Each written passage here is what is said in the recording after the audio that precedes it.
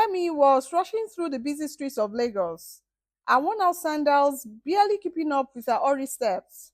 She clutched her small bag tightly, knowing that inside was the last 2,000 naira she had in the world. Today was the day she would finally meet her new employer, a wealthy family who needed a housemaid. But Kemi had no idea that this job interview would change not just her life, but the destiny of an entire business empire.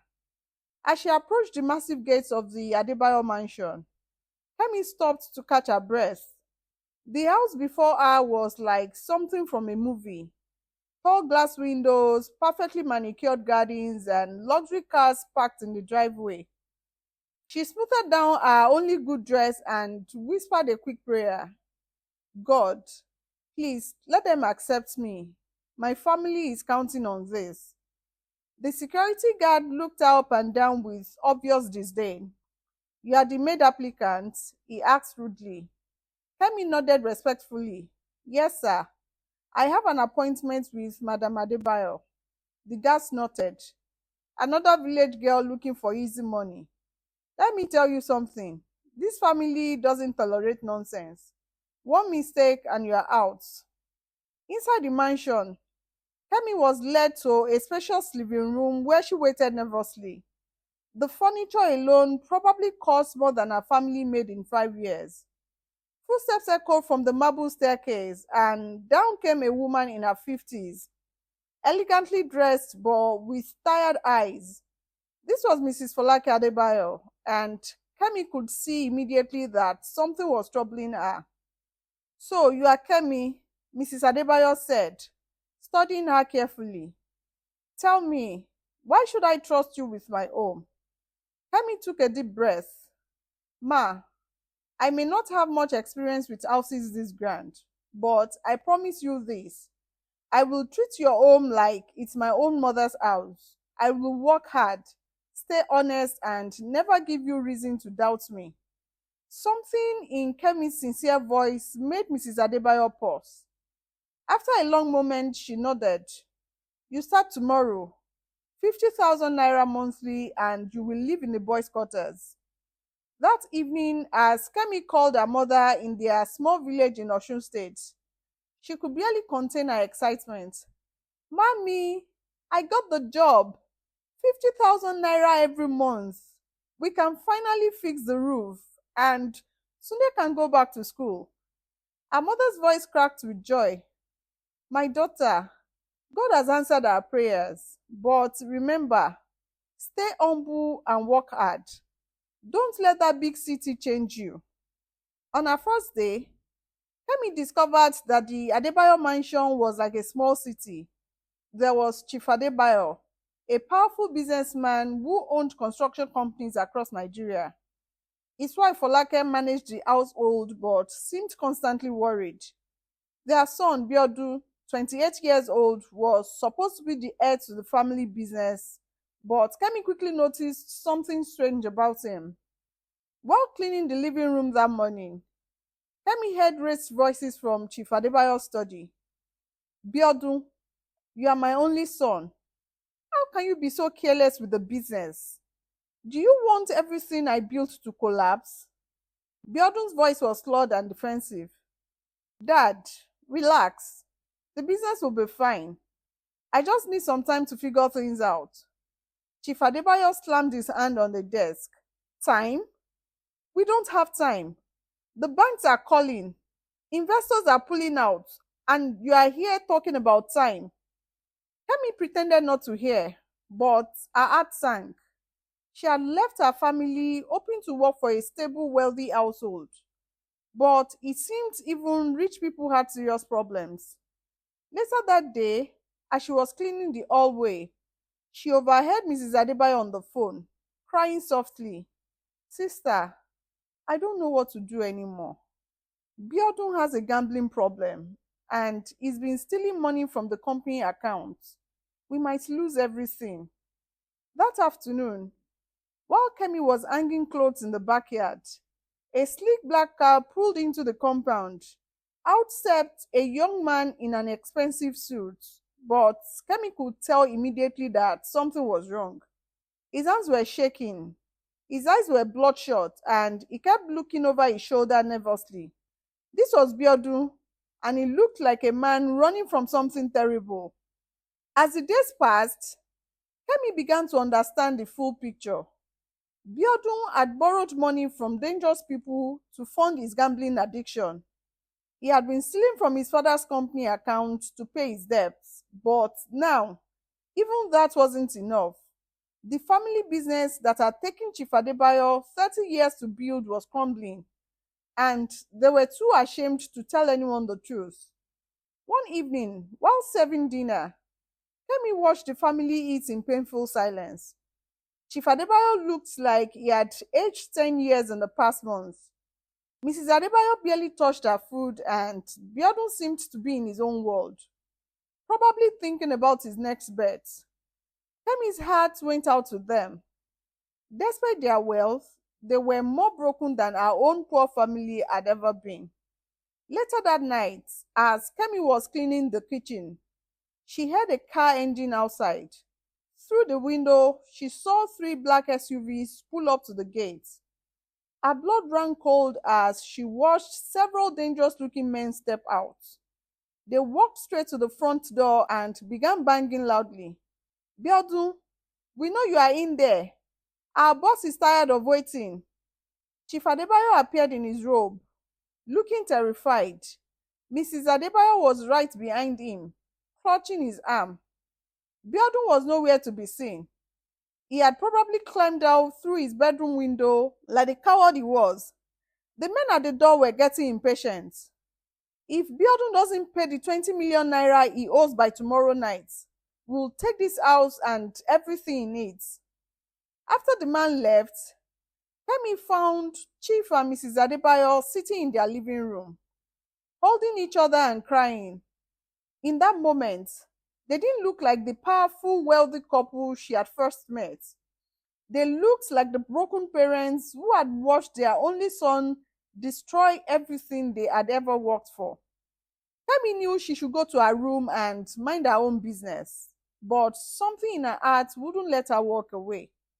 Sir, ma, Kemi said softly, stepping into the room. They looked up, surprised to see her. I am sorry. I know this is not my place, but I couldn't help but hear what happened. Chief Adebayo wiped his eyes, embarrassed. Kemi, please, don't tell anyone about our family problems. Kemi shook her head firmly.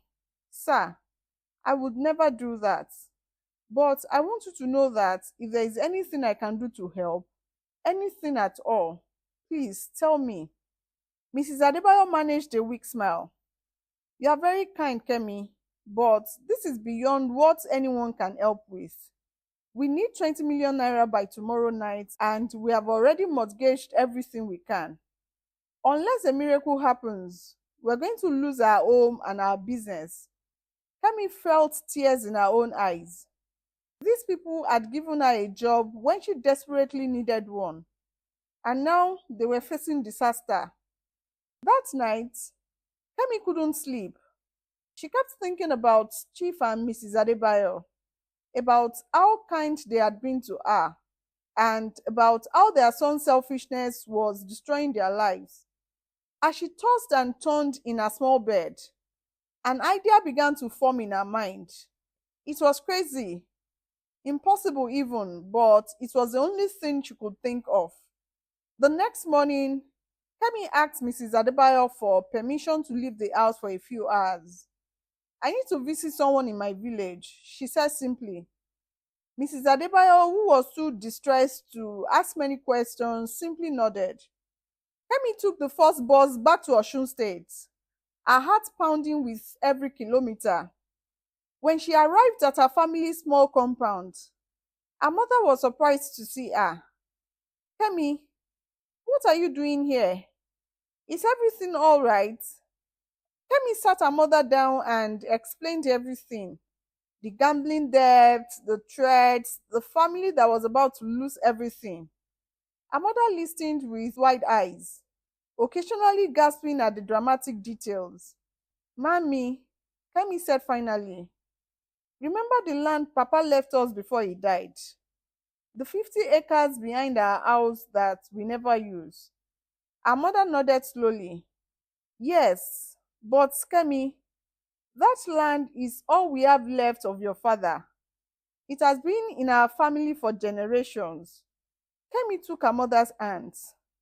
I know, Mommy, but what if I told you that land could save an entire family?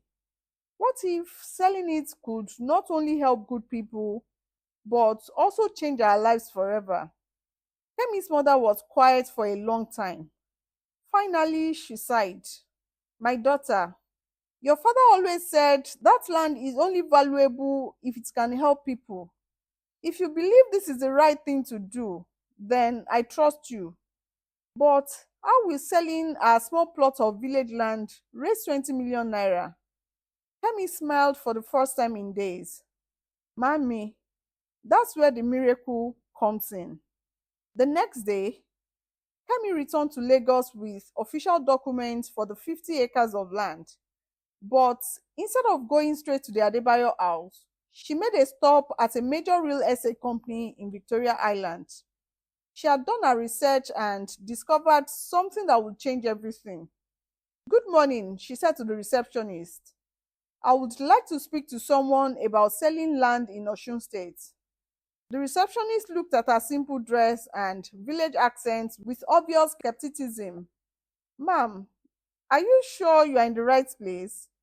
This company deals with multi-million naira properties. Kemi straightened her shoulders. That is exactly why I am here. An hour later, Kemi sat across from Mr. Johnson, a senior property developer.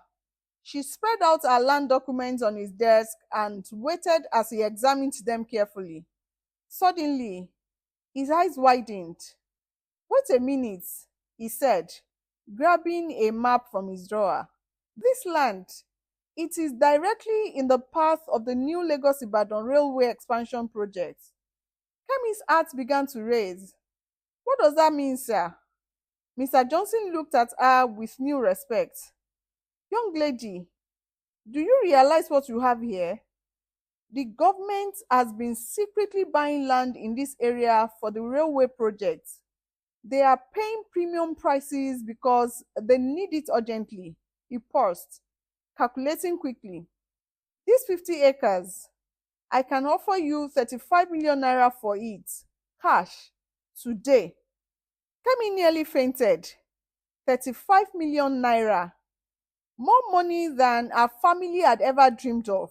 But instead of celebrating, she thought immediately of Chief and Mrs. Adebayo, sitting in their mansion, probably preparing to lose everything they had worked for.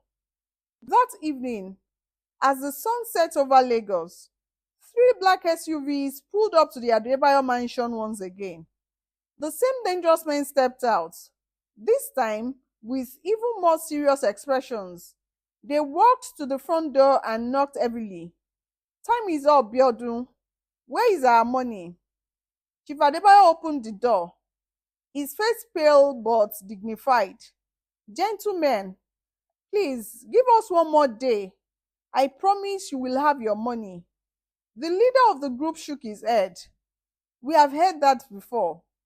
If you don't have 20 million naira in the next 30 minutes, we start taking your cars, your furniture, everything. Just then, a taxi pulled up to the gate. Out stepped Kemi, carrying a small black bag. She walked calmly through the compound, past the surprised thugs, and straight to Chief Adebayo. Sir, she said quietly, may I speak with you for a moment? The men watched suspiciously as Kemi whispered something in Chief Adebayo's ear. His eyes widened in shock, then filled with tears. Kemi turned to the leader of the thugs and handed him the black bag. Please, count it, she said simply. The man opened the bag and his jaw dropped. Inside was exactly 20 million naira in cash. Where did you?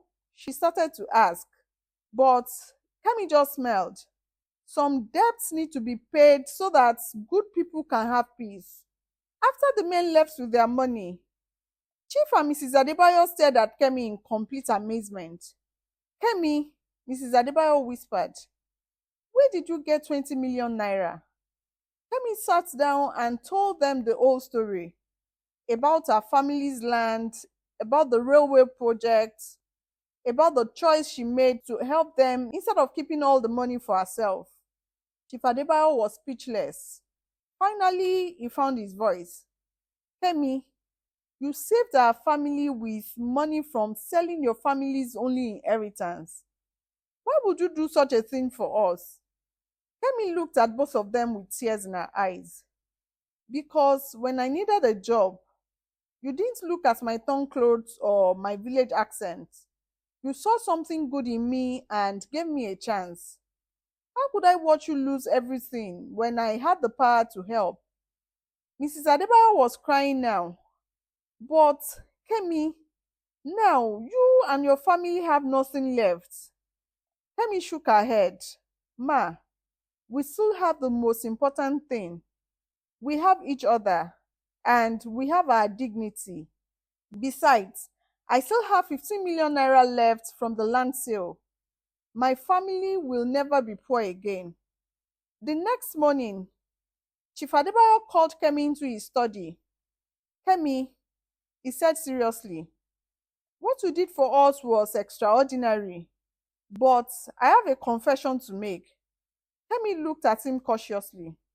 Yesterday, after you left, I made some phone calls. I wanted to learn more about this railway project you mentioned. Kemi nodded, waiting for him to continue. Chief Adebayo smiled. It turns out that my construction company has been selected as one of the primary contractors for that same railway project. The government contract is worth 500 million naira. Kemi's eyes widened. Sir, that is wonderful news for your family. You don't understand. Chief Adebayo continued. Because of what you did, because you saved our company from bankruptcy, we are now in a position to take on the biggest contract in our company's history. But more than that, I want you to be my partner. Kemi nearly fell off her chair. Sir, I don't understand. Chief Adebayo leaned forward.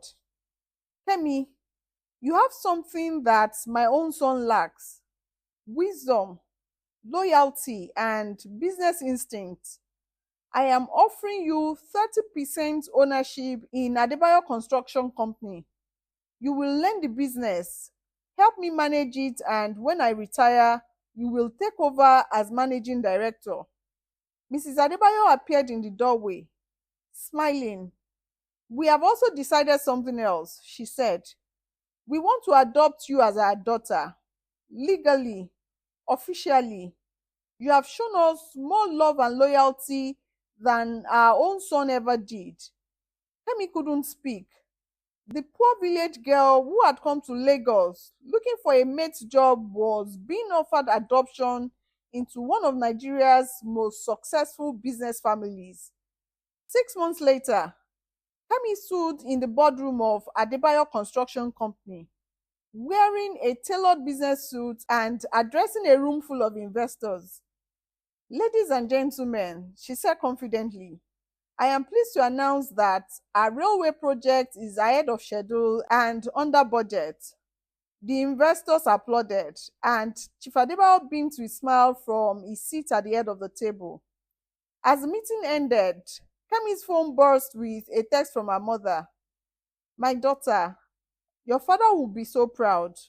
You sold his land to save a family, and now you are running a company worth billions. True wealth comes from a good heart. Later that evening, as Kemi drove through the streets of Lagos in a new car, she thought about how dramatically her life had changed. She had gone from being a poor village girl to becoming the heir to a business empire, all because she chose kindness over selfishness when it mattered most. But the most satisfying moment came when she received a letter from Biodun, who was now in a rehabilitation center getting help for his gambling addiction. Sister Kemi, she wrote, I know I don't deserve your forgiveness, but I want you to know that watching you sacrifice everything for my family made me realize how selfish I had become. You saved us all, including me. When I get out of here, I hope to be half the person you are. Kemi folded the letter and smiled. Sometimes the greatest wealth isn't measured in naira and kobo, but in the lives you touch and the love you share. She had learned that helping others, even when it costs you everything, can lead to blessings beyond your wildest dreams. That night, as she called her mother to share the good news about the company's latest success, Kemi realized that her journey from housemaid to business mogul had taught her the most important lesson of all. When you plant seeds of kindness, you never know what kind of harvest you will reap. Dear viewers, what lessons did you take from Kemi's incredible journey? Could you have made the same sacrifice she did to help a family in need? Share your thoughts in the comments below. We love hearing your perspectives on these inspiring stories. If this tale of kindness and unexpected blessings touched your heart, smash that like button, share it with someone who needs to hear this message of hope. And don't forget to subscribe for more amazing African stories that will inspire and uplift you. Hit the notification bell so you never miss our latest uploads. Thanks for watching, and remember, sometimes the biggest risks lead to the greatest rewards. Stay blessed.